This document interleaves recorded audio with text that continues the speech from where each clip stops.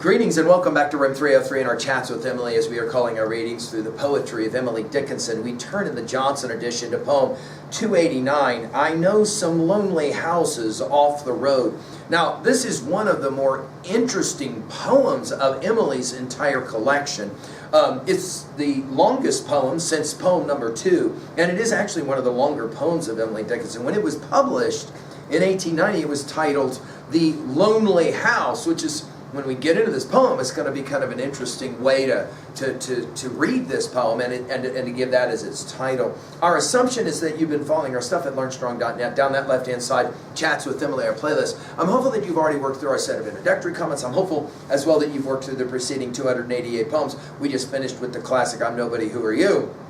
Now, what makes this poem kind of remarkable is that Emily imagines a house that gets burglarized, and the people in the house are asleep, and they're old.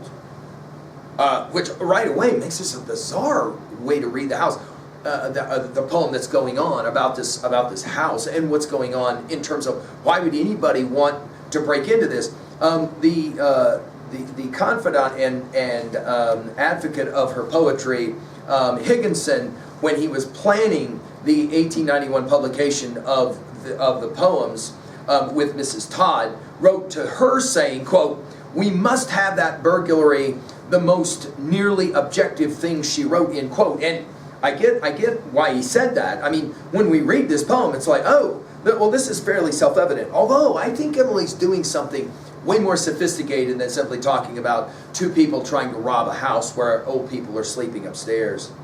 She says it this way, I know some lonely houses off the road, a robber like the look of, wooden barred and windows hanging low, inviting to a portico where two could creep, one hand the tools, the other peep, to make sure all's asleep, old-fashioned eyes, not easy to surprise. How orderly the kitchen looked by night, with just a clock, and they could gag the tick, and mice wouldn't bark, and so the walls don't tell, none will. A pair of spectacles ajar just stir an almanac's aware. Was it the mat winked or a nervous star? The moon slides down the stair to see who's there. There's plunder where tankard or spoon, earring or stone, a watch, some ancient brooch to match. The grandma stayed sleeping there. Day rattles to stealth's slow. The sun has got as far as the third sycamore. Screams chantleteer, who's there? And echoes, trains away, sneer, where? While the old couple, just astir, fancy the sunrise left the door ajar. Now, in an objective, literalist reading of this poem, two old people are sleeping, they come down, the door is ajar, they imagine the sun must have done it before they come to maybe realize later that, oh, we've been robbed, things have been taken out of our house. Again, this is an interesting poem. Notice she'll begin with the word know, which takes us back, of course, to the preceding two poems. You'll remember that she said, you know, in her I'm Nobody, Who Are You, the previous poem. I know some lonely houses off the road. I think lonely is the key here. That is to say, they're up back off the main thoroughfare. And then she'll say it, robbered like the look of. By the way, rob or Robert, of or related to thievery, we're going to see in poems 321, 607, and 1296. It's a surprising line. In other words, I know places, I've seen houses that I think could easily be burglared. And then she'll just talk about it. Notice how all the objects become alive in this poem. I cannot help but think about our study of Whitman and Leaves of Grass and his classic 1855, The Sleepers. When remember in our study of that, it's the way it's moving through houses where people are asleep. Notice we got wooden bar, the rhythms here and the sounds are amazing. All the W sounds here. Windows hanging low, inviting to a portico. In other words, the house looks inviting to that would want to rob it. Notice we'll have two robbing it, and then of course two coming down to witness the open door at the end of the poem, where two could creep. Now, In 5 poems, she uses this word creep. We in 303 can't help but think of course, every time we hear the word creep, our study of yellow wallpaper, Gilman's Yellow Wallpaper, published in January of 1892. One hand the tools, the other peep. In other words, both of these people are working together to try to make sure they can get in and get out without getting caught, to make sure all's, notice capitalized, all's asleep, also capitalized, old-fashioned eyes. Now we're going to go from old-fashioned to ancient to old couple, right? Old-fashioned eyes, not easy to surprise. In other words, it's gonna be okay. We're gonna get the stuff out of this house because these people are old and they're sleeping. How orderly now the kitchen looked by night. Again, this reminds us so much of Whitman's Sleepers. Just like a clock. We've seen, of course, recently a poem about clocks. Just like a clock, but they could gag the tick. And her verbs here are fascinating. And mice won't bark, and so the walls don't tell. Taking us back, of course, to poem 288 with this don't tell. It's the only 2 times it ever gets used.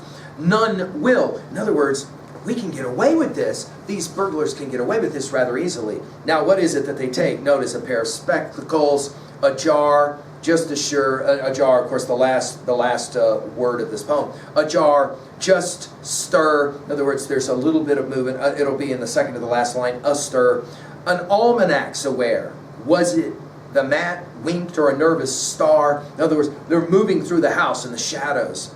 The moon, I love this line, slides down the stair to see who's there. It's a remarkable line with an exclamation point. And then there's plunder. Where? Tankard or spoon, earring or stone, a watch, back to the clock, some ancient brooch, we're back to old-fashioned, and then soon to old couple, to match the grandmama. Now, again, this is real. There's a real person sleeping there. You don't have any sense that she's saying this is a bad thing. She says, I know these houses, and they're way off the beaten path, and they could easily be robbed. She says, day rattles, too. Again, the verbs are amazing. Stealth's slow. The sun, all these S sounds amazing. The sun has got as far as the 3rd sycamore. And then we'll hear about the screaming rooster, right? The gentle seer of poem 140. Go back to poem 140. Screams, who's there? And then you have echoes, and all of a sudden it hits us. This poem has all kinds of echoes in it. It's quite remarkable in that regards. Trains away, and then her word sneer, taking us back to poem 155. The trains will say, where? In other words, they got away, possibly onto a train, maybe we might even say. While the old couple, just astir, fancy the sunrise left the door ajar. In other words, they don't have any clue of what has gone on because, of course, they've been asleep. What are we going to do with a poem like this at 2A in Messages? I think her argument is that so much can happen without our knowing about it. And in that regards, there's so many different ways I think you could run with this poem. Her word choice at 2B is quite remarkable. Again, how the objects of the house almost seem to come alive. At 3A, I mentioned Whitman's Sleepers. Go back and take a look. We did all the poems of Leaves of Grass in Talks with Wall, and you can follow our study there. But it's quite remarkable how the poet can take kind of that picture of what's happening. I see it in this poem as well. Finally, 3B, what was a time when you were in a strange or a silent, the originally published lonely house, and maybe the sounds, and then that amazing sense of the moon coming through the window down the stairs. Thank you.